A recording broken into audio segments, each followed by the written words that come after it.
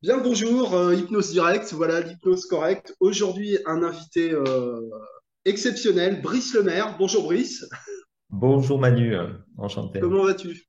Ça va très bien et toi? Très bien, merci. Je sais que tu es entre deux rendez-vous, alors pour ceux qui connaîtraient pas Brice, c'est une puissance de travail incroyable. Aujourd'hui, je voudrais qu'on parle de ton nouveau livre, Brice, sur l'histoire de l'hypnose. Peut-être que tu peux te présenter rapidement pour cerner un peu qui tu es, ce que tu fais au niveau de l'hypnose, sur quoi tu travailles en ce moment. Oui, alors donc Brice Lemaire, à la base, je suis docteur en chirurgie dentaire, donc j'exerce mon métier de chirurgien dentiste au quotidien. Et en même temps, je fais de l'hypnose au quotidien de mon cabinet depuis maintenant une vingtaine d'années. Voilà. Ça recouvre deux pratiques, à la fois l'hypnose opératoire, enfin même trois pratiques en fait. L'hypnose opératoire, c'est à soigner en hypnose les patients. L'hypnose médicale, toutes les affections, on va dire, psychosomatiques qu'on peut soigner et guérir avec l'hypnose. Et en même temps, l'hypnose thérapeutique. Et ce qui est intéressant dans l'hypnose dentaire, en fait, c'est qu'il y a un peu toutes les branches de l'hypnothérapie traditionnelle. Il y a le stress, l'anxiété, la phobie. Il y a également la douleur, gestion de la douleur chronique, aiguë, et ensuite tout ce qui est gestion tabagique, gestion du poids, onychophagie, rééducation. Enfin, il y a il y a un peu tout ce qui se rassemble au niveau des indications de l'hypnothérapie qu'on retrouve en fait dans ce qu'on appelle l'appareil éducateur, c'est toutes les parties autour de la bouche. Voilà. Parallèlement à ça, j'ai une activité de formateur, voilà, formateur universitaire à la fac, où en 2015, on a monté avec le docteur Valérie Pouy-Ségur un DU d'hypnose dentaire, spécifiquement opératoire. Parallèlement à ça, qu'est-ce que j'ai d'autre? Ben, j'écris pas mal quand même sur l'hypnose, ça me Oui, prend un peu de temps. oui. Bah, il y a un Voilà, livre sur l'hypnose dentaire, opératoire et thérapeutique, notamment, voilà, une entre autres. traduction. Après, il y a pas mal de. Moi, je suis de formation de base. Mon ADN, on va dire hypnotique, c'est l'hypnose hellmanienne. Donc, Oui. j'écris beaucoup aussi sur l'hypnose hellmanienne. Je fais beaucoup de formations aussi, principalement dans les pays anglo-saxons. Là, je retourne à Londres là en décembre. J'ai la conférence ensuite Hellman en février aux États-Unis, ensuite en mai, etc.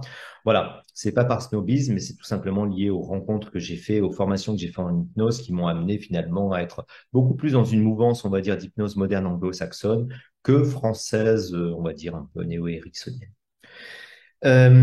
Et voilà, et puis j'ai monté, comme je m'ennuie un petit peu, j'ai monté un institut privé de formation parce que j'avais une demande en fait de la part des médicaux, paramédicaux, tous les copains qui voulaient apprendre l'hypnose. Et moi, malheureusement, à la fac, comme c'était un DU qui était limité strictement au dentaire, bah, j'avais pas ni le temps, ni l'opportunité, ni la structure pour leur apprendre. Et je me suis dit, pour moi, bah, finalement, ce que je fais quotidiennement, à la base, ça a été quand même l'hypnose hellmanienne que j'ai apprise. Et après, bah, ça a été évidemment toutes les formations que j'ai suivies qui m'ont permis de faire évoluer cette base vers une hypnose moderne. Et voilà, donc j'ai monté le Develman Hypnosis Institute France, qui est en fait une branche de la même institution, on va dire, aux États-Unis, de façon à pouvoir en fait transmettre cette hypnose-là, parce que souvent, Hellman, c'est au mieux, les praticiens français qui lisent l'anglais ont lu hypnothérapie. Au pire, ils connaissent juste l'induction d'Hellman. Mais en fait, l'induction d'Hellman, c'est déjà très peu par rapport à, on va dire, à la philosophie de l'hypnose hellmanienne, qui est vraiment l'hypnose moderne. Et surtout, même hypnothérapie, le bouquin, c'est vraiment une toute petite partie de ce qu'a fait Dave Hellman. C'est vraiment la partie émergée de l'iceberg. Et Hellman, en fait, quand on devient instructeur pour le Dave Hellman Hypnosis Institute, on a accès au fonds Hellman, qui est des centaines d'heures d'audio, de bouquins, de PDF, de notes, de machins, etc. Donc voilà. Donc j'ai voulu aussi, à travers cet enseignement-là, cette transmission-là, retranscrire tout ce qui a été fait d'Hellman. Voilà dans sa forme originelle. Ça, c'est intéressant parce que pour qu'il n'y ait pas Mhm. ensuite, tu vois, le même truc qu'avec Ericsson, où il y a une telle La modélisation. distorsion. Ah, ouais, voilà, c'est ce qu'on dit en Mhm. PNL, c'est-à-dire généralisation, omission, distorsion, tu vois, c'est-à-dire Mhm. l'information ensuite ne va pas être transmise ou du moins ne sera pas exacte. Voilà. Donc, comme l'hypnose, c'est une appropriation, c'est un art. à la base, quand tu transmets cet art maintenant à la source, après, chacun pourra et sera à même de se l'approprier, de le faire évoluer à sa façon, mais au moins, il y aura eu quand même une transmission qui aura été directe, parce que c'est Larry Hellman, le fils de Dave Hellman, qui m'a fait le training. Et surtout, après, ce qui est intéressant, c'est comme c'est une hypnose directe moderne, chacun peut intégrer des éléments, que ce soit de la PNL, que ce soit du transforming therapy, que ce soit de part thérapie, etc. Une fois que tu connais le management de la transe et de la transe profonde, comment ça fonctionne, quels sont les niveaux de transe, comment les identifier, comment les utiliser surtout, parce que c'est surtout ça l'intérêt de la profondeur de la transe. À ce moment-là, tu peux après naviguer et intégrer tout ce que tu veux. Voilà. Et donc, dans toute cette activité-là, j'avais un bouquin qui me tenait à cœur, en fait, que j'ai commencé il y a environ 7 ans à écrire, parce que quand moi, bon, tu sais, je suis un grand lecteur. Mm. J'adore lire, j'adore l'histoire, etc. J'ai une grande curiosité pour tout ça. Et puis, quand on tombait sur les bouquins de l'hypnose, il y avait toujours une petite partie historique au début. Voilà, ça démarre au 18e avec Mesmer, etc.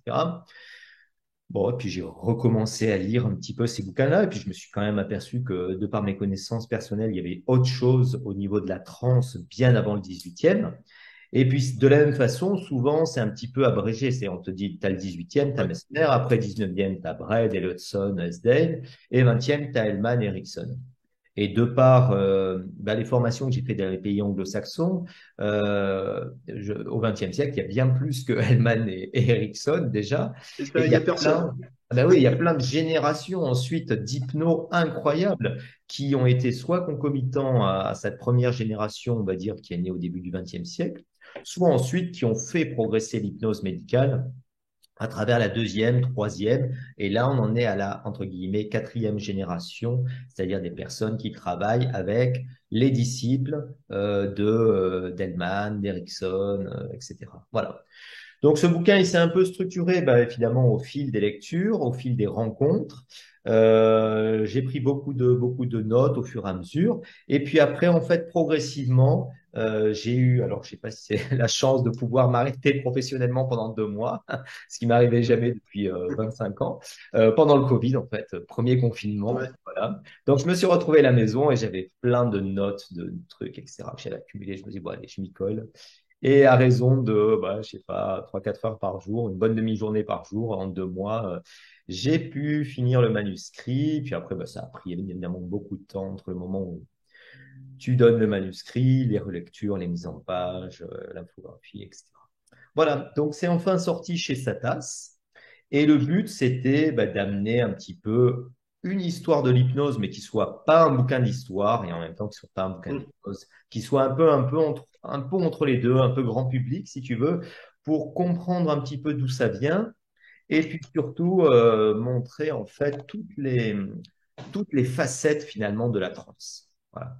C'est pour ça que volontairement, il y a une partie strictement médicale, mais il y a aussi une partie, on va dire, beaucoup plus orienté vers les cultures de la trance, les cultures primitives, vers la trance de scène aussi, l'hypnose de spectacle, vers l'hypnose un peu plus spirituelle, ésotérique, etc. J'ai essayé un peu de couvrir un peu tout ça. Le seul truc que j'avais commencé, que j'avais fait tout un chapitre, mais finalement je l'ai pas inclus parce que ça faisait encore 300 pages. On en parlait en préambule. C'était tout ce qui est C'est ça. hypnose et art.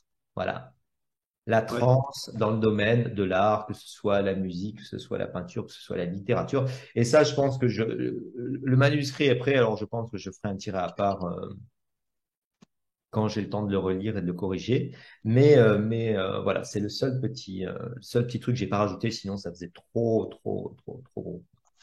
Là, il y a déjà 700 pages à peu près, donc c'est un bon appareil de musculation quoi, pour Voilà, pour les bras, pour le si t'as une cerveau. armoire à caler chez toi, Voilà, voilà.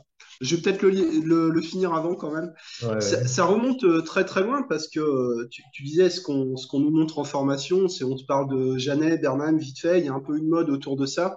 Tu sais, on te dit, bon, les anciens connaissaient tout, on s'est éloigné de la vérité. Et effectivement, tu as l'impression que ça a commencé au 18e. Entre le 19e et les années 50, il n'y a personne. Voilà. Et là, on remonte à la préhistoire quand même. Si tu veux l'idée, alors évidemment, on va pas parler d'hypnose à la préhistoire, mais en fait, ce qui est intéressant, c'est la transe. Voilà. Et on Ouais. s'aperçoit que la transe, elle est consubstantielle à la psyché humaine. C'est-à-dire, intuitivement, je pense que les premiers hommes ont pris conscience que dans la journée, grosso modo, on était conscient. La nuit, il y avait un état où on dormait, on rêvait. Mm. Et puis, il y avait un état dans la journée un peu intermédiaire où on faisait un switch cérébral où on rêvait dans la journée. Voilà. Et ça, c'est vraiment la définition de la transe, de l'hypnose, même que je donne à mes élèves à la fac. C'est-à-dire, je leur dis, voilà, l'hypnose, c'est un switch cérébral. En fait, on vous fait rêver dans la journée. On active le cerveau du rêve dans la journée dans tous les sens du terme, c'est-à-dire aussi bien au niveau neuroscientifique, on montre que c'est finalement cette approche imaginationniste, parce que ça vient de là en fait, hein, après, Mm. elle est vérifiée et validée au niveau neuroscientifique, d'une part, et cette intuition finalement qu'ont eu les premiers guérisseurs, les premiers chamans, parce que c'est vraiment le métier de guérisseur qui est l'un des Le plus vieux plus métier du anciens, monde, le alors. plus vieux métier du monde, comme on C'est dit. celui-là. Ok. Ouais, c'est celui-là, c'est pas l'autre, hein, qui est apparu bien plus tard en fait.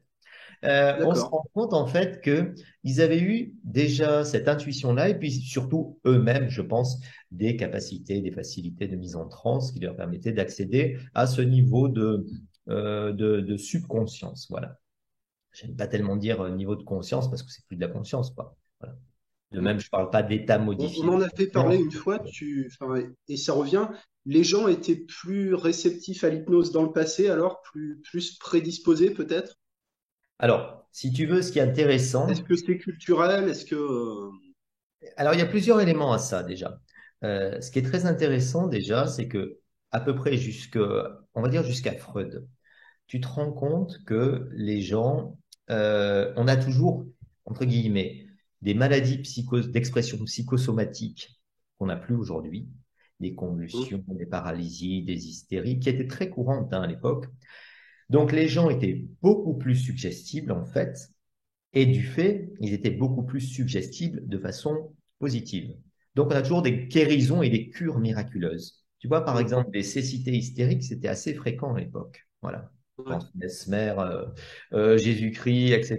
Tous ces gens-là ont guéri des cécités, on va dire, hystériques, qu'on qualifierait maintenant d'hystériques. Donc finalement, les gens, c'était lié à la fois au mode de fonctionnement, au mode de vie, et puis surtout, il faut se rendre compte que le rapport à la nature, le rapport au temps, le rapport à la culture était totalement différent. Donc les gens étaient beaucoup plus connectés à leur corps, et c'est Freud, en fait, dans Malaise dans la civilisation, qui a commencé à dire, tiens, c'est étonnant, on a une civilisation qui devient oppressante pour la psyché humaine, et on voit apparaître des maladies psychosomatiques qu'on n'avait pas auparavant, et des névroses qui sont liées directement au rôle de la civilisation sur l'individu. Alors, je te raconte pas ce qu'il raconterait s'il revenait maintenant, tu vois. Mais ça a été le Ouais. premier à mettre en place cette articulation-là, c'est-à-dire finalement, et tu le vois encore, tu vois, je veux dire, chez Charcot, tu as encore Mm. des, des, des manifestations hystériques caractéristiques, et puis après, tu as plus ce qu'on appellerait des syndromes de stress post-traumatique liés à la guerre, etc. Donc, tu as une apparition d'une autre pathologie. Et après, finalement, c'est la civilisation qui prend le pas. Et finalement, le grand bouleversement, à mon sens, civilisationnel, c'est qu'au début du XXe siècle, 90% de la population est rurale et 10% citadine, en France, hein. Et à la Mm. fin du XXe siècle, c'est l'inverse.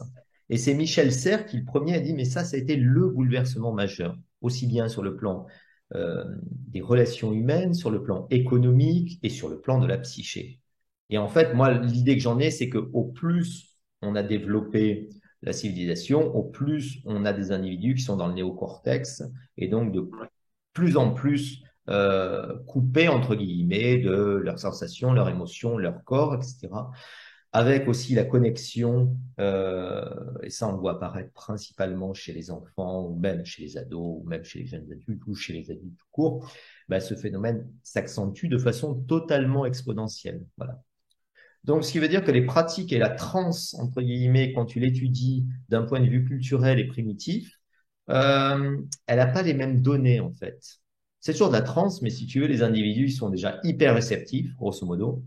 Et donc, du coup, ils ont des manifestations, comme je disais, à la fois négatives. L'hypnose, enfin, la transe, c'est à la fois une bénédiction et une malédiction. C'est-à-dire, Ouais. tout ce qu'ils prennent de façon négative, ils l'expriment. Et donc, du coup, tout ce qu'ils vont prendre de façon positive, ils vont l'exprimer. D'accord. je reprends, hein. J'essaie de suivre l'ordre chronologique, mais Oui, oui, je t'en prie. est-ce qu'on a déjà développé le principe de suggestion dès le départ? Est-ce que c'était intuitif? Est-ce que c'était intentionnel? Tu sais, quand je pense au chapitre notamment sur tout ce qui parle des fakirs, de l'Égypte, Hmm. ces époques-là, est-ce que est-ce est-ce qu'ils y croyaient vraiment en fait, quoi? Alors, en fait, il y a un facteur. Ce qui est toujours intéressant, c'est que tu es obligé vraiment d'adopter des points de vue à chaque fois différents. C'est-à-dire, quand tu Ouais, penses par toi-même, c'est entre guillemets le garant de l'indépendance, mais au bout d'un moment, c'est un peu une meilleure façon de penser en rond. Et ce qui est intéressant, c'est ouais. quand tu lis ces auteurs-là, tu es obligé de penser par les autres et de savoir quelle était leur mentalité dans ces années-là. Un élément déterminant, c'est que jusqu'au 17e, pratiquement, en France, la guérison, c'est-à-dire le médecin, elle est indissociable de la spiritualité. C'est-à-dire, c'est toujours des prêtres guérisseurs dans l'Égypte ancienne, puis après dans la Grèce, de la même façon dans l'Inde primitive, etc., les yogis, les tantriques, etc. Et puis ça se poursuit en fait avec les moines en Europe. Donc, à partir du moment où tu viens et tu espères une guérison, déjà, il y a toujours aussi bien la croyance de la part du sujet que la croyance de la part de l'opérateur en hypnose, qu'il va y avoir une participation qui va être spirituelle, qui va être divine. Donc, pour te donner une idée, par exemple, en Égypte ancienne, et puis après, ça s'est prolongé pendant la période grecque et jusqu'au début de la période romaine, tu avais ce qu'on appelle les temples du sommeil, où les personnes, il y avait Mhm. tout un conditionnement et les personnes étaient placées dans des états, on va dire un S-Day qui durerait des semaines et des semaines. Et on convoquait les dieux pour venir les guérir, pour venir les soigner, etc. Donc, si tu veux, le prêtre ou le moine ou le médecin guérisseur dans ces années-là, c'est toujours l'intercesseur, en fait, entre les forces supérieures, les forces divines, et, euh, et les forces, en fait, de la guérison, en fait. C'est ce qui active le médecin intérieur du patient. Et c'est pas inintéressant parce que finalement, déjà pour moi, dans l'hypnose, il y a vraiment euh, trois données qui sont l'imagination, la suggestion et la croyance. Voilà. Et tu joues là-dessus en fait. L'imagination, c'est développer la transe. La suggestion, c'est dans tous les domaines, c'est-à-dire ça peut être du verbal, du non-verbal, etc. Et après, il y a la croyance. Et la croyance, comme je disais tout à l'heure, c'est soit une malédiction, soit une bénédiction. C'est Ouais. le degré de certitude que tu as en tes pensées au niveau du subconscient. C'est-à-dire, dans l'état de transe, quand tu donnes euh, une croyance, enfin, ça devient une nouvelle réalité, une nouvelle vérité au niveau du subconscient qui va être ensuite intégrée. Donc, de fait, cette notion de croyance, elle est vraiment consubstantielle à l'hypnose dès le début, en fait, pour des raisons culturelles hein, et spirituelles. Voilà.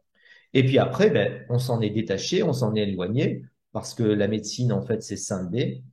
Donc, il y a eu une médecine qui est restée, on va dire, traditionnelle, psychosomatique, qui était plus la magie, la sorcellerie, voilà, la médecine, on va dire, un petit peu rurale. Maintenant, on parlerait d'énergétique, de magnétique, de etc. Tu vois. Et puis après, finalement, à partir du 18e, on dit tu as l'apparition de la transe thérapeutique avec Mesmer, mais sachant que Mesmer, il tombe pas comme ça d'un chapeau d'un magicien. En fait, c'est toute une Ouais. tradition, voilà, de de croyances liées à des puissances, à des énergies qui traversent le corps humain, etc. Donc, il s'inspire beaucoup de ce qui se fait, il utilise beaucoup euh, les aimants, enfin j'anticipe un peu peut-être sur la suite de la chronologie, mais avant de formuler lui-même sa théorie, son idée, il s'est quand même inspiré évidemment de tout ce qui s'est fait, notamment Paracels, hein, tu vois, ça c'est vraiment le grand, grand guérisseur du Moyen Âge. Donc il n'y a pas eu une rupture vraiment avec Mesmer. C'est un nom qu'on a retenu de cette époque, mais enfin, on peut dire qu'il y a plein de gens qui travaillaient comme lui, peut-être. Alors, oui et non, c'est-à-dire qu'il y a eu des guérisons aussi importantes en nombre et qui a formulé autant de... En fait, il a eu plein d'intuitions géniales. Voilà. Comment créer de la transe, comment utiliser la transe collective. Après, bon, c'était quand même un filou. Hein. Il avait, Oui, bien on va sûr. dire, C'est un bon businessman et puis en même temps, il a utilisé beaucoup d'artifices. Maintenant, on parlerait d'anticipation subconsciente, de mise en condition, de cadre. On arrive à l'analyser avec le référentiel qu'on a. Juste une anecdote, par exemple, qui est intéressante, c'est que à un moment donné, il a tellement de guérisons, ça se compte en milliers de cas, que tu as un rapport royal qui est une commission, en fait, qui est demandée par le roi. Voilà. Donc, tu as les grands noms, Franklin, etc., Benjamin Franklin, qui participe à ça pour évaluer si, si ce qu'il fait, c'est de la fraude ou si vraiment il soigne les gens. Et là, le problème qu'on a, c'est qu'à ce moment-là, eux vont évaluer uniquement si le magnétisme existe, si le fluide magnétique existe. Donc, en fait, ils vont faire que des expérimentations pour savoir si on a ou pas un fluide magnétique. Et donc, c'est le fameux rapport de la commission. Le fluide magnétique n'existe pas et les guérisons sont uniquement liées à l'imagination. Et plutôt que de partir de ce point de vue en se disant, finalement, tiens, l'imagination peut guérir, eux, ils abandonnent tout ça. Mais par contre, ce qui est intéressant, c'est quand la commission arrive, en fait, ils soulèvent donc les fameux baquets de Mesmer, qui étaient en fait un outil, enfin, une sorte d'énorme baquet qu'il avait développé pour créer comme ça des guérisons collectives. Sachant qu'aussi dans la guérison et dans la transe collective, on sait, et ça c'est très caractéristique quand tu fais de la street ou de l'hypnose spectacle, que la transe, elle est contagieuse. Voilà. Mm. Donc le dernier, le plus résistant, tu le mets toujours à la fin, comme ça il a déjà absorbé toutes les suggestions précédentes. Et des Et autres, ce ouais. qui s'est passé, c'est Comme quand chez la les com... évangélistes américains, par exemple. Oui, voilà, toutes les techniques de transe collective, hein, qu'elles soient politiques, qu'elles soient spirituelles, qu'elles soient ludiques, etc., utilisent cette technique-là, quoi. Hein. La transe, c'est vraiment quelque chose de contagieux, mais ça, c'est vraiment, même en PNL, ton état, il est contagieux, tu vois ce que je veux dire? Voilà. Bien Donc, sûr. Ouais. et donc, tout ça pour te dire que la commission, quand elle soulève le baquet, elle ne trouve que de l'eau, de la limaille de fer et du verre pilé. Et on comprend pas ce que c'est en fait ce baquet. Et en fait, Mesmer, pas qu'on connaisse son secret, il a tout cassé à l'intérieur de ce baquet. Et en fait, qu'est-ce qu'il avait créé? Il avait créé ce qu'on appelle des piles des bouteilles de Leiden, c'est-à-dire c'est l'ancêtre de la pile en fait. Tu mets de l'eau, de la limaille de fer, une tige en cuivre, et en fait, tu as créé une pile. D'accord. Donc, quand les gens y touchaient, en fait, il y avait des barreaux qui ressortaient ensuite du baquet, ils se prenaient une décharge électrique. Comme il se tenait la main, ça se transmettait. Et donc, le Messner, il disait, ah, c'est le fluide magnétique, c'est la preuve de ma thérapie. Ça, c'est génial, tu vois. Plus ça, il Ah, avait c'est tout un génial. fond. C'est génial, tu vois, ça, c'est génial, quoi. C'est vraiment le convincer ultime, tu vois. Plus ça, il avait Mm. aussi les gens attendaient, le salon était feutré, c'était faiblement éclairé. Il a ensuite, il y avait de la musique, tu vois. Donc, aussi, c'est l'inventeur, finalement, des thérapies collectives, de la musicothérapie. Enfin, c'est assez dingue, en fait. Donc, il a eu des intuitions géniales. Euh, et il était vraiment convaincu de sa théorie. Hein. C'est-à-dire, jusqu'à la Ouais. fin, il était persuadé d'avoir un fluide qui sortait des mains, etc.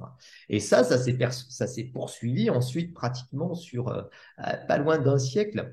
Et en fait, pour moi, le grand bonhomme du 18e, si tu veux, en termes de la découverte finalement et de l'exploitation de la transe, c'est vraiment Hénin de Cuvillers, quoi. Voilà. Hénin de Cuvillers, Alors, est-ce que tu peux nous parler de lui parce que c'est un nom, enfin, que les alors gens il est comme assez peu moi, connu. tu vois, qui avaient que quelques bribes, Ouais. qui c'est ces gens-là? Enfin, il y a beaucoup de noms inattendus aussi. Je pense à Spinoza, à Giordano Bruno, des gens. Qu'est-ce qui, Alors, ça si tu intéresse beaucoup veux, de monde, quoi. ouais. Alors, grosso modo, dans ce chapitre, à travers cet ouvrage, si tu veux, il y a eu bon toute une partie sur, on va dire, les temps anciens, c'est-à-dire l'Antiquité, les Hum. pratiques de trance. Alors, avant l'Antiquité, donc les pratiques de trance chamanique. Ensuite, il y a eu un temps avec l'Antiquité. Ça a démarré, on a des traces en Mésopotamie, en Égypte ancienne, période gréco-romaine. Après, du côté oriental, évidemment, il y a toute une pratique, on va dire, du magnétisme avec les yogis, les tantriques. Tu retrouves aussi beaucoup ça en Chine, voilà. Et puis après, il y a eu toute une période chrétienne débutante en Europe, avec des personnes, évidemment, comme Jésus-Christ. Hum. Euh, il y avait Robert Dilts qui avait modélisé ça en PNL, toutes les guérisons et les stratégies thérapeutiques de Jésus-Christ. Petit bouquin sympa à lire. Et puis après, il y a eu beaucoup dans cette période chrétienne débutante, beaucoup de pratiques qui étaient principalement liées, on va dire, soit au judaïsme, soit à des moines, etc., qui pratiquaient la transe. Au Moyen Âge, bah évidemment, tu as toutes les pratiques, on va dire, de magie, de sorcellerie. Ensuite, toutes les pratiques qui sont liées aux mêmes stratégies, on va dire, par exemple, le toucher royal, tu vois. Le Oui, doigt touche, les écrouelles. Hmm. les écrouelles, voilà, mais ça recouvre des centaines et des milliers de pèlerins et puis de guérisons psychosomatiques comme ça. Tu as tout un tas de traditions qui ont été véhiculées à travers notamment les Roms, c'est-à-dire les Gitans, qui pratiquent Ouais, l'hypnose depuis vraiment très très longtemps, à travers le druidisme, etc. Et puis après, grosso modo, à la Renaissance, tu as des grands penseurs alors, tu as eu Agrippane, Nostradamus, Giordano Bruno, Jérôme Cardan, ou même dans le domaine, bah, Paracelse évidemment, ou même dans le domaine spirituel, Ignace de Loyola, qui en fait ont compris déjà finalement le rôle de l'imagination et de la transe sur, aussi bien sur le corps que sur l'esprit. Voilà. Au XVIIe, c'est un siècle en fait d'articulation, comme je disais, où tu as encore des moines, enfin où tu as encore un médecin guérisseur, mais on commence à se détacher de cette croyance-là. Tu vas avoir des bonhommes, par exemple, l'un des plus grands avant Mesmer, c'était un bonhomme qui s'appelait Valentine Greatrakes, qui était en Angleterre et qui lui a fait des milliers de guérisons juste par imposition des mains. Et ce qui est intéressant, c'est quand il a commencé à avoir des échecs, ben, il a perdu confiance en lui. Et donc, du coup, il n'avait plus aucune guérison. Voilà. d'accord. Ok. Voilà. Et ça, c'est vraiment, tu vois, ce que tu apprends aux hypnos à la base, c'est la confiance, quoi. Voilà. Le Ouais. subconscient de l'autre, il va sentir si tu as des doutes, si tu n'y crois pas, et du coup, il va pas aller en transe et il va pas te suivre, il va pas te laisser le guider parce que toute hypnose, on le sait, c'est toujours une auto-hypnose. Toi, tu es là vraiment pour guider le partenaire, pour guider le patient, pour guider le sujet. Mais toute hypnose, c'est vraiment, moi j'aime bien la définition d'Elman, il disait, c'est le dream pilot, le pilote du rêve. Voilà. Ouais. Toi, tu es le pilote et le patient, c'est le copilote. Et chacun fait 50% du boulot. Après, au 18e, avant Mesmer, déjà, tu as eu des épisodes un peu fous. Tu as eu les épisodes, alors je passe rapidement, des convulsionnaires de Saint-Médard. Ça, c'est incroyable en termes de pratique de transe collective, comme ça c'est assez dingue. Et puis après, tu as eu des grands penseurs, tu vois, comme je pense à Leibniz, Spinoza, qui ont eu vraiment des intuitions géniales par rapport au fonctionnement du subconscient. Voilà. Euh, Spinoza, c'est, on va dire, malheureusement invitable à lire, donc il faut lire en fait Oui. tout des ouvrages d'exégèse ou de vulgarisation, mais il a quand même une intuition du fonctionnement, du désir, etc., qui sont vraiment, à mon sens, les bases des stratégies qu'on utilise en hypnothérapie à l'heure actuelle. Et puis après, bah, tu as eu ce fameux Mesmer. Et après Mesmer, tu as eu donc l'école de Mesmer, du magnétisme, on va dire, avec Puységur, etc., qui s'est prolongée jusqu'à maintenant, parce qu'il y a toujours des magnétiseurs. Voilà. Oui. Ouais, ça Bien existe, oui. sûr. Ouais, Encore. ouais, ça existe toujours, et puis ça fonctionne, et puis on comprend pourquoi ça fonctionne par rapport aux stratégies. Pour moi, l'approche que j'en ai, c'est qu'en fait, c'est une excellente hypnose non verbale. Toutes Ouais. les stratégies de la transe. Euh, la seule petite différence pour moi entre l'hypnose et le magnétisme, c'est que quand tu fais du magnétisme, en fait, le sujet relègue le pouvoir de la guérison dans les mains du guérisseur, du magnétiseur. Ouais. Alors quand tu fais de l'hypnose, c'est la grande différence, c'est que c'est toi au contraire qui va reléguer Bien de le matériaux. pouvoir au patient. Voilà. Mais dans un cas comme dans l'autre, on a des bons résultats. C'est là il y a vraiment une rupture par rapport à ce que tu exposais au début. C'est-à-dire qu'il y avait, la guérison venait de la divinité, de la nature, des énergies. Et là, aujourd'hui, on est vraiment, la guérison vient de l'individu, de l'intérieur, du soi. À quel moment ça a basculé alors? Alors ça, si tu veux, voilà, c'est à partir de ce 18e. Alors déjà, petite parenthèse, il faut savoir que moi j'ai fait des trainings en hypnose spirituelle aux États-Unis et en fait, Hmm. des médecins demandent, la première question qu'ils posent aux patients, c'est est-ce que vous avez des croyances spirituelles? Et même si eux ne partagent pas ces croyances, ça peut être la religion, ça peut être des croyances plus ésotériques, régression en vie antérieure, etc. Ils peuvent jouer là-dessus parce que ce sont des leviers d'accélération en fait au niveau du subconscient. Et moi, il y avait des expériences qui avaient été faites, tu vois, sur la gestion de la douleur. Et moi, j'aime bien Ouais, l'hypnose, tu le sais, opératoire, parce que bien sûr. c'est vraiment une hypnose où tu as ce mind-body connection et tu vois des Ouais, choses spectaculaires au niveau du corps. qui te montre comment le subconscient se manifeste. Et en fait, il disait aux patients, voilà, par exemple, vous avez mal, je sais pas, on va dire au coude, un truc, etc. Et puis, on disait au patient, ben voilà, tu fais un protocole antidouleur, ce que tu veux, peu importe. Et puis après, si le patient avait une croyance particulière, ben si tu lui disais, voilà, les forces de guérison, ça va être une lumière divine qui va venir purifier, nettoyer, guérir, activer les choses, tu te rends compte qu'en fait, comme la croyance, comme je disais tout à l'heure, imagination, croyance, suggestion fait partie des ingrédients de l'hypnose, ils ont des bien meilleurs résultats, en fait, qu'avec une suggestion qui serait strictement médicale. Voilà. Donc, il faut toujours garder à l'idée cette notion de croyance au sens large du terme, pas que spirituelle, pas que religieuse, mais vraiment, quand tu travailles en transe profonde, c'est le subconscient qui est le boss.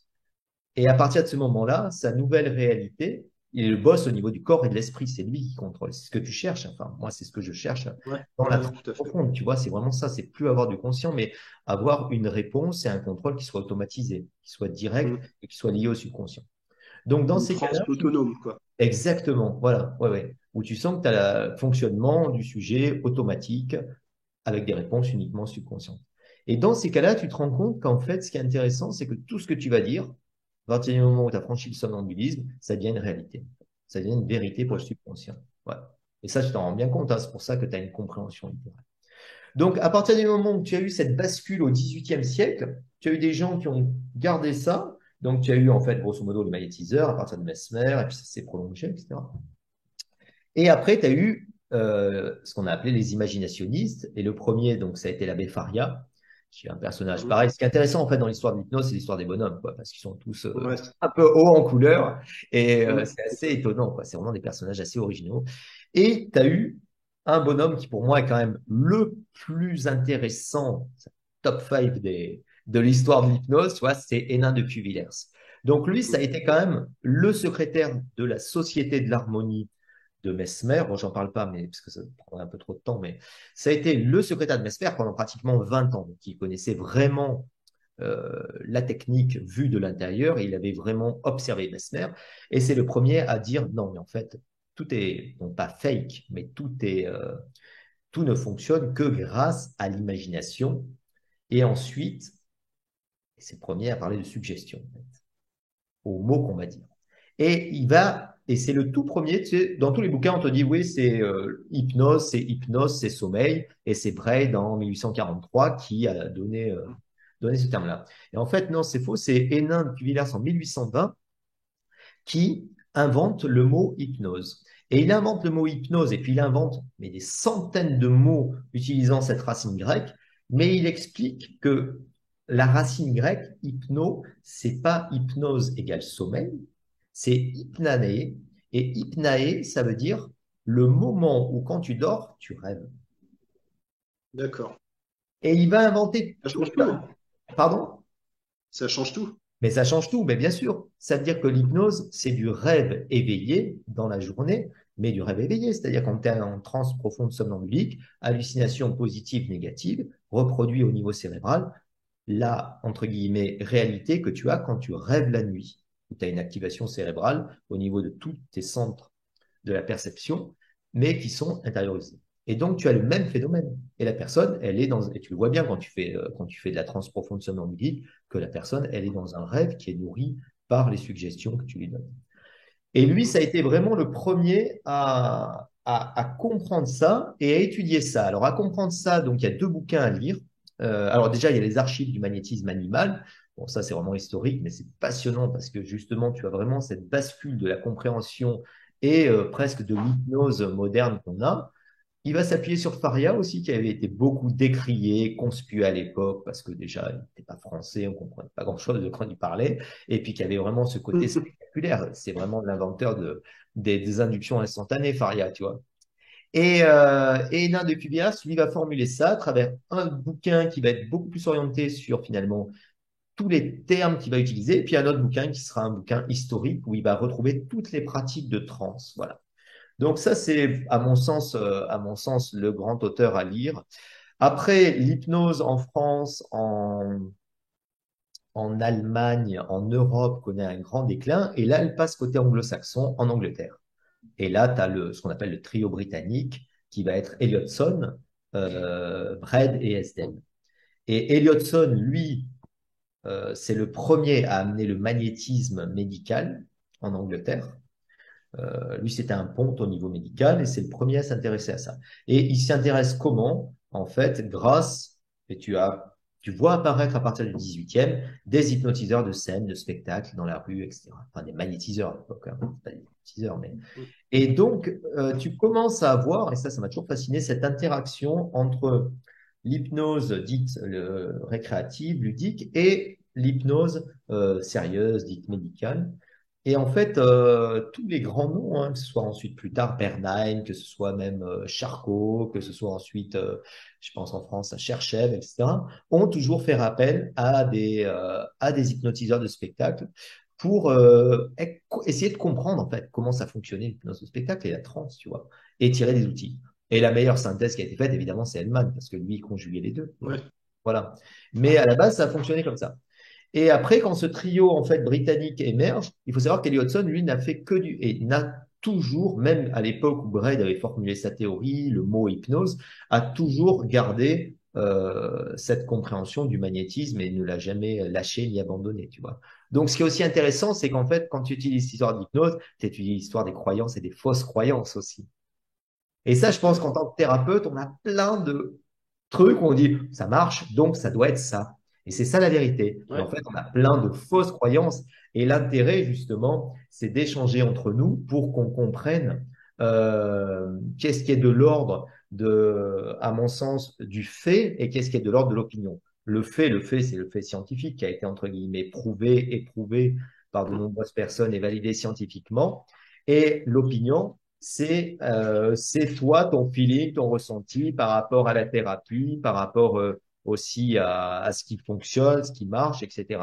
Et ça, on est nourri et pétri de croyances et c'est ce qui nous rend humains et c'est ça qui est intéressant, je trouve. Voilà. Ouais. Ah, c'est ça qui est passionnant dans l'hypnose. Ouais. Et quand on s'intéresse, alors en plus depuis le début, parce que, enfin, comme tu disais, en formation, on n'enseigne que des bouts, on arrive à grappiller des bribes, mais il n'y a pas. Je crois qu'il n'y avait pas une histoire de l'hypnose structurée jusqu'à maintenant où il y a à peu près, enfin, je sais pas s'il y a tout, mais il y a l'essentiel. On peut se dire que est-ce que la croyance de l'opérateur est pas plus importante que la technique alors?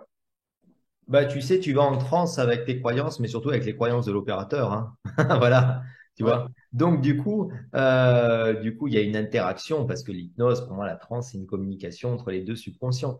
Donc, moi, si je suis persuadé que tel outil hypnotique, même vraiment, tu vois, des trucs, j'allais dire, vérifiables, entre guillemets, scientifiquement, comme l'hypnoanesthésie, ça marche, oui, bah, ça marche. là on peut le prouver, oui. Voilà. Si ça marcherait pas, si j'avais pas cette confiance-là et cette conviction-là, je suis persuadé que je ne l'obtiendrais pas.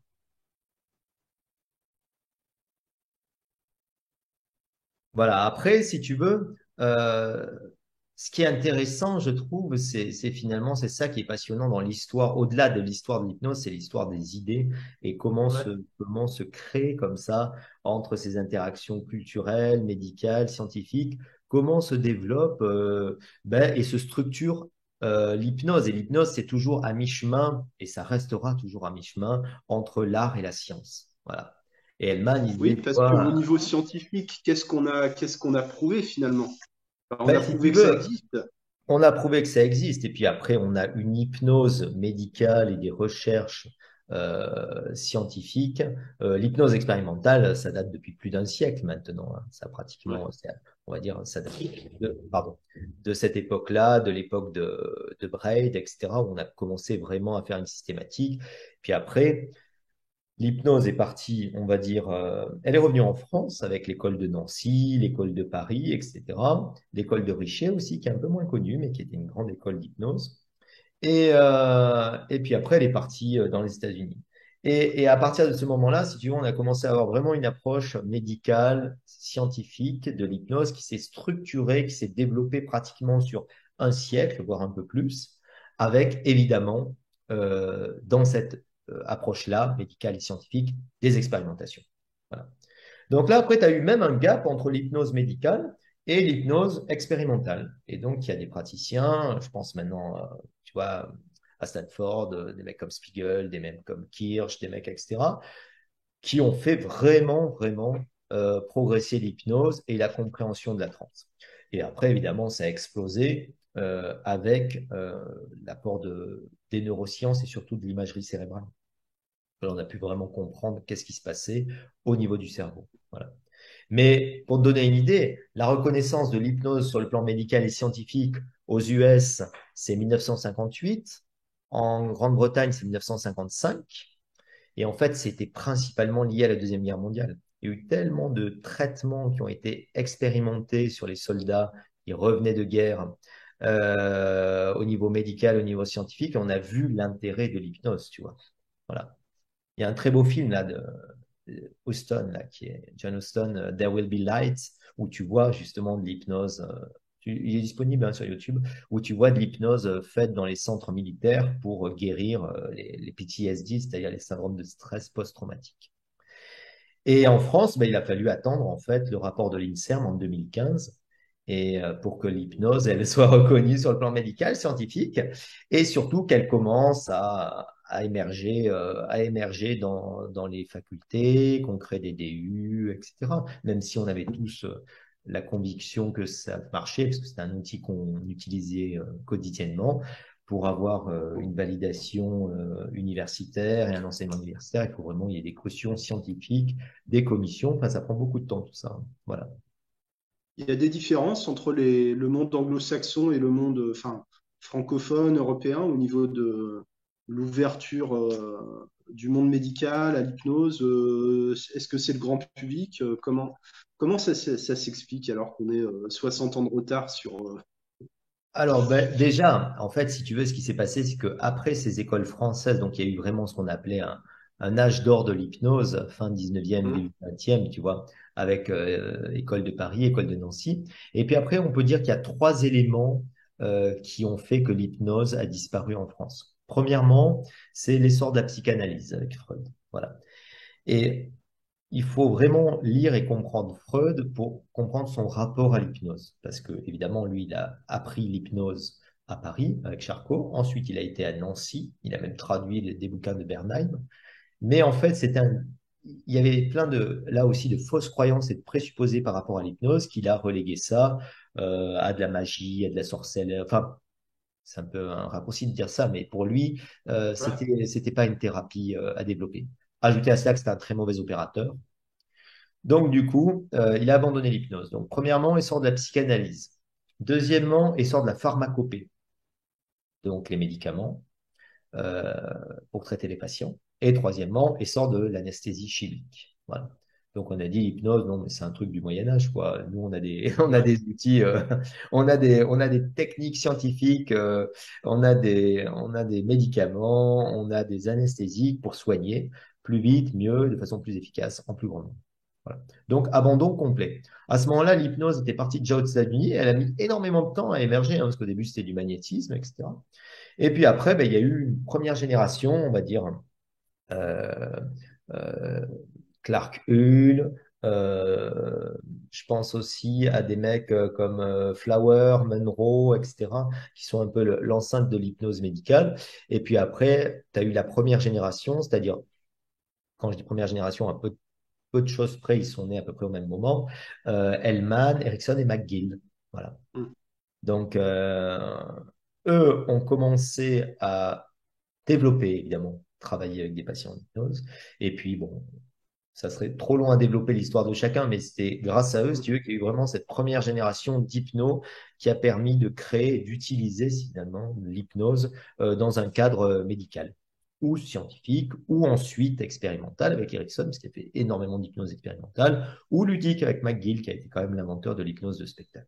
Voilà.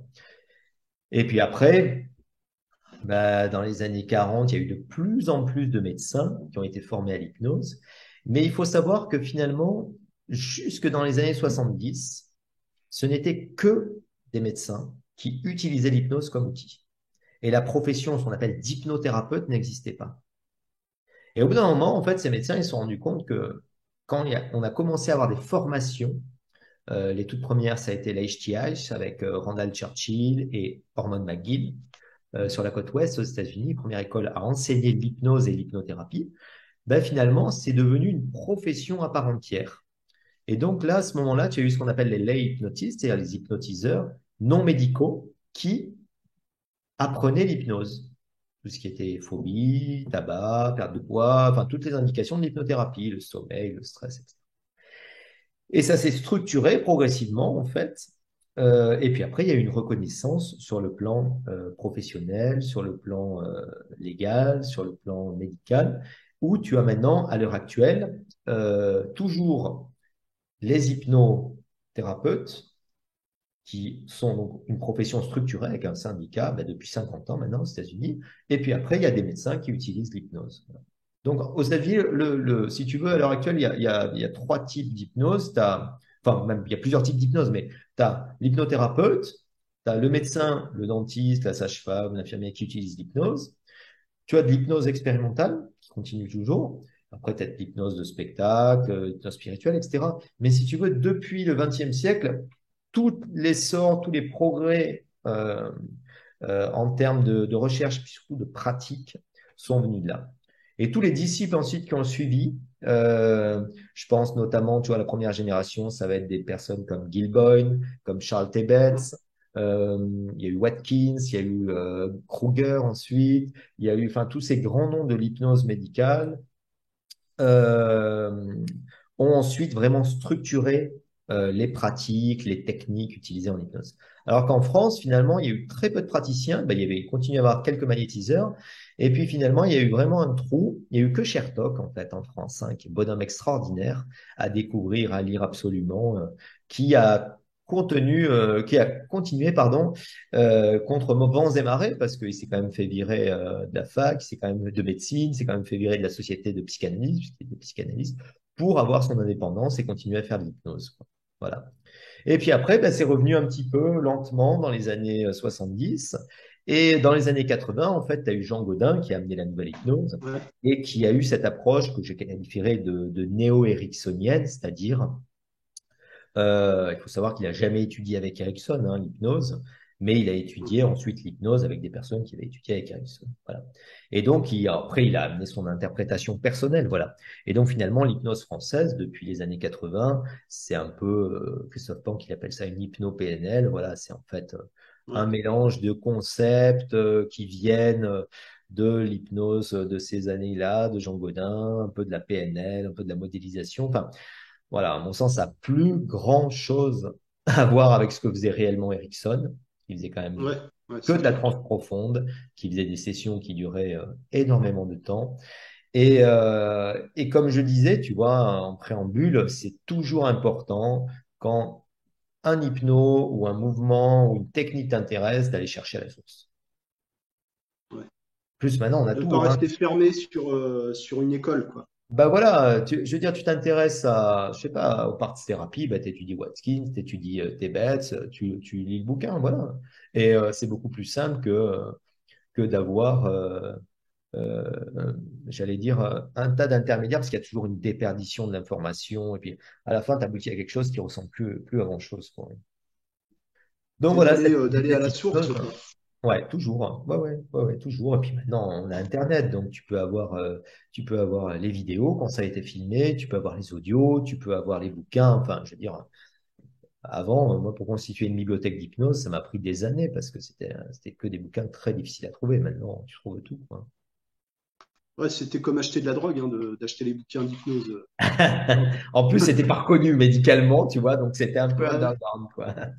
Ouais, ouais. T'en trouvais chez les bouquinistes le bouquin de Jean Filiatre, tu vois, où Ouais, voilà, dans ce style-là, tu vois, et- tous les jagots, ouais, tous les filiatres, tous les vieux bouquins d'hypnose française. Il y a eu beaucoup de bouquins comme ça, un peu underground dans les années 70. Alors, ouais, ça, c'est faux de dire qu'il y a eu que Chertok, parce que dans le milieu du magnétisme, etc., il y avait des gens qui développaient beaucoup de trucs encore et qui continuaient à pratiquer. Et c'est des bouquins sur lesquels il y a des techniques très, très, très intéressantes, hein, très, très mm, puissantes ouais. d'hypnose, hein. Ah ouais, vraiment, hein, ça aussi, c'est à redécouvrir, hein. Il semblerait que ça s'est perdu, l'idée sur laquelle toi tu reviens souvent, bah, notamment dans ton enseignement et ta pratique, la gestion de la transe. J'ai l'impression que plus personne n'en parle aujourd'hui, quoi. Tu sais, moi, je suis de formation ericksonienne à la base. On te parle de suggestion, mais la transe, ça paraît un peu secondaire. Il n'y a pas de profondeur, on s'en fout un peu, on ne sait pas trop. Alors, en fait, Comment ça évolue pour toi, ça? bon, ça, c'est une évolution, on va dire. Alors, Jean Godin, dans les années 80, il dit, voilà, la transe légère, ça suffit pour la thérapie. Et finalement, cette idée de profondeur de transe, c'est un fantasme de toute puissance de l'opérateur. Donc, Hein. partant de là, évidemment, tu court-circuites toute idée de la transe. Donc, faire de la transe légère et de la métaphore, pour moi, c'est vraiment pas de l'hypnose, c'est que de la relaxation. L'intérêt de la transe profonde, déjà, il faut savoir ce que c'est que la transe profonde. La définition de la transe profonde, profondeur de transe, c'est pas j'enfonce le sujet dans mon fauteuil. Profondeur égale suggestibilité. Mais ça, on comprend mal ce que ça veut dire. Développer de la suggestibilité, ça veut dire quoi? Développer de la suggestibilité, c'est exactement comme je disais tout à l'heure, c'est amplifier le rôle du subconscient. Il y avait Preston, pareil, c'est un médecin qui est mal connu en France, qui disait I work when subconscious is the boss. Je travaille quand le subconscient est le boss, et le président. C'est-à-dire quand vraiment j'ai affaire au subconscient au niveau des réponses automatisées, au niveau du corps et de l'esprit. Voilà. Donc le but de la transe profonde, c'est absolument pas une fin en soi. C'est uniquement un outil qui va te permettre de manifester des outils hypnotiques dont tu vas avoir besoin. Je te donne une idée. Moi, j'utilise beaucoup, par exemple, dans les cas de phobie, dans les cas de toutes les techniques de thérapie, de la régression à la cause. Pour moi, c'est la stratégie la plus puissante, la plus efficace. Quand tu fais de la régression à la cause, tu vas avoir de la régression, tu es obligé d'avoir du somnambulisme. Ouais. Sinon, tu as juste une remémorification, Un tu as juste film, un peu de quoi. mémoire, voilà. Mais le sujet ne revit pas ce qu'il a vécu. Voilà. De la même façon, je soigne un patient, si je veux de l'hypnoanesthésie, je suis obligé d'avoir du somnambulisme. De la même façon, etc. Et en fait, tu te rends compte que les stratégies qu'on utilise en hypnose, elles sont puissantes à partir du moment où tu travailles avec le subconscient directement. Voilà. Tout ce qu'on fait en hypnose thérapeutique, il y a un boulot qui se fait pendant le travail d'hypnose thérapeutique, mais après, c'est si tu veux que ça tienne, en fait, tu ne donnes et tu n'as donné que des suggestions post-hypnotiques finalement. Ouais, Pour le ouais, tabac, ouais. etc. Mm. Et donc, si tu veux qu'elle puisse être automatisée et ancrée, non seulement il va falloir avoir un certain niveau de transe sur lequel tu as contourné le facteur critique, deuxièmement, mais tu as accès à tous les processus automatisés du corps et de l'esprit. Et donc, tu vas pouvoir recréer des nouvelles boucles comportementales, des nouveaux schémas neuronaux, des nouveaux qui vont permettre aux patients d'aborder et de créer du changement, tu vois. Et ça, j'y tiens beaucoup parce que, à mon sens, et je partage ça avec tous ceux qui l'utilisent, évidemment, c'est puissant. C'est le plus puissant. Ouais. Donc, la profondeur de transe, c'est jamais une fin en soi, c'est juste un moyen, mais c'est un moyen qui est, à mon sens, beaucoup plus efficace parce que des fois, bah, tu peux traiter un patient en une séance de 2 heures, de 2, 3 heures. Des fois, c'est toujours des longues séances, hein, pour moi, l'hypnose en thérapie. Mais c'est fini. T'as pas 4, 5, 6 séances où tu sais pas trop si ça va marcher, etc. Voilà. Alors, ceux qui disent, ah bah oui, mais il y a des changements thérapeutiques en transe légère. OK, mais est-ce qu'on avait besoin de l'hypnose, premièrement? OK. Et finalement, le patient, il était peut-être prêt. Voilà. Et si tu lui avais juste parlé, si tu avais fait ce qu'on appelle, pour moi, c'est une aberration, mais de l'hypnose conversationnelle, tu vois. Ça, c'est encore une oxymore, tu vois. C'est, Ouais, pour moi, ça se contredit, oui. un petit peu, voilà. À ce moment-là, non, tu es plus dans du domaine de la conversationnelle, de la psychologie, ça aurait largement suffi, finalement. Donc ça, c'est mon Des approche de par techniques mon comme ça expérience.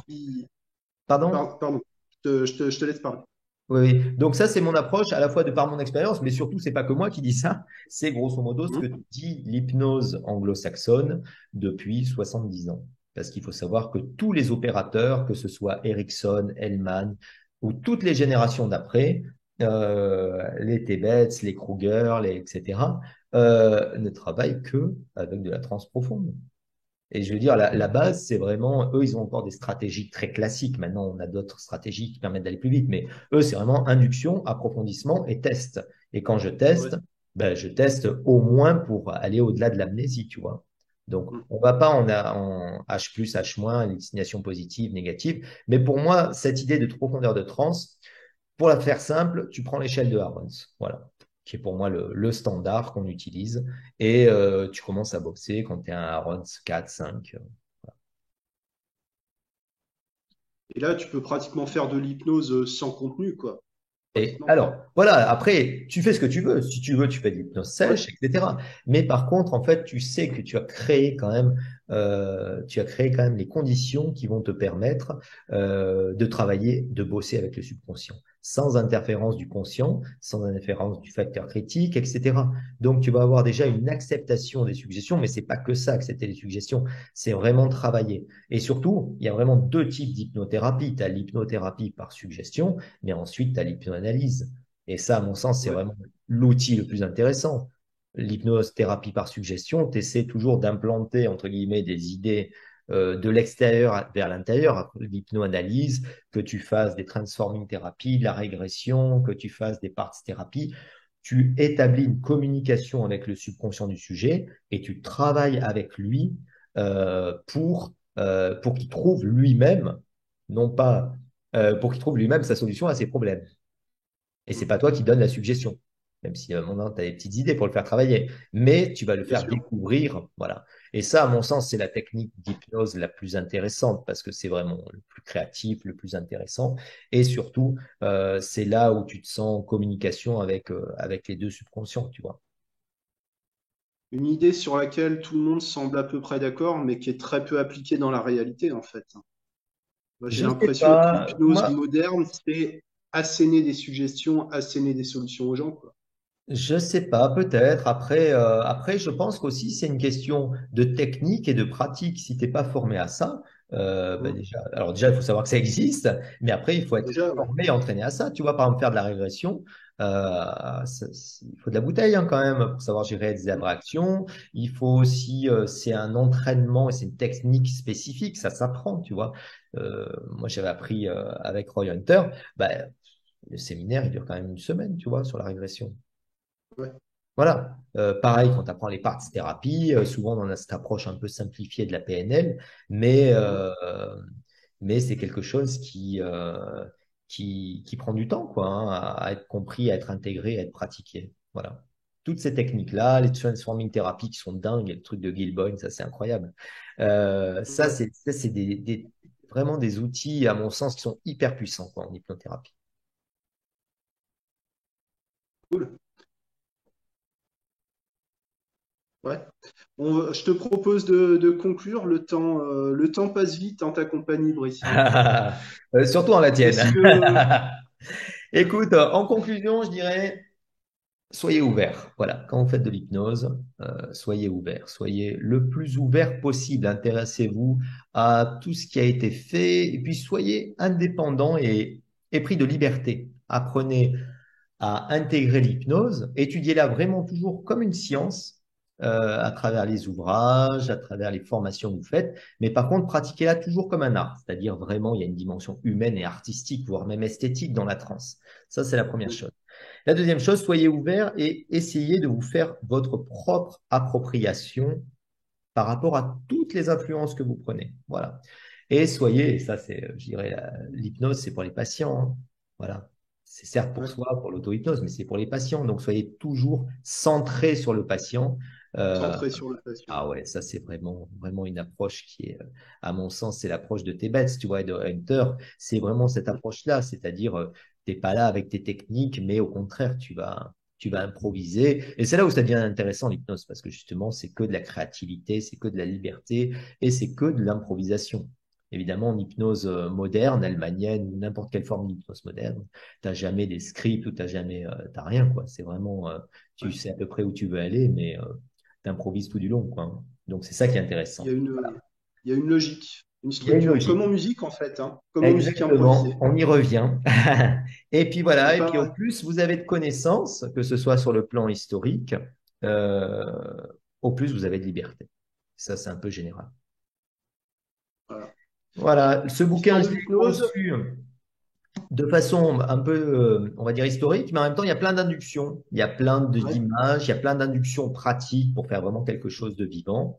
Et ça, ce que j'espère, c'est qu'en fait, ça ouvrira plein de petites fenêtres. Plein de personnes diront, tiens, ça, c'est une personne que j'ai envie d'étudier. McGill, ça, c'est une personne, tiens, c'est intéressant.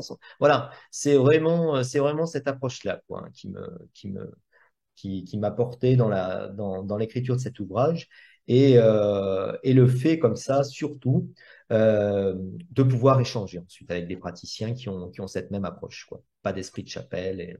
Et c'est un peu l'idée de la convention là Non, qu'on oui. organise à Nice. Tu veux dire un mot sur la convention, s'il te plaît, rapidement? Bon, très Si tu rapidement, as si encore tu le veux, temps? l'année dernière, on avait fait des masterclass à Nice pendant Ouais. 2 jours, que de la pratique, ça c'était très très sympa. Et là, on s'est dit, on va refaire la même chose, mais en plus grand, donc 3 jours, que de pratique d'hypnose, toutes les formes d'hypnose médicale, scientifique, thérapeutique, EFT, EMDR, mindfulness, etc., plus de l'hypnose spirituelle, de l'hypnose de spectacle, voilà, sur 3 jours pour tous les niveaux et avec plus d'une douzaine de formateurs en hypnose. Donc, ça va être vraiment un moment de partage et un moment sympa pour vivre l'hypnose pendant tous ensemble et échanger sur l'hypnose pendant 3 jours. Voilà, Je pour fais. rassembler, quoi. Pour rassembler. Exactement. Considérer les points communs plutôt que les différences entre les pratiques. Tout à fait. Brice, merci beaucoup. Je te remercie, Manu. C'était un Avec plaisir plaisir. de discuter avec toi. Ouais.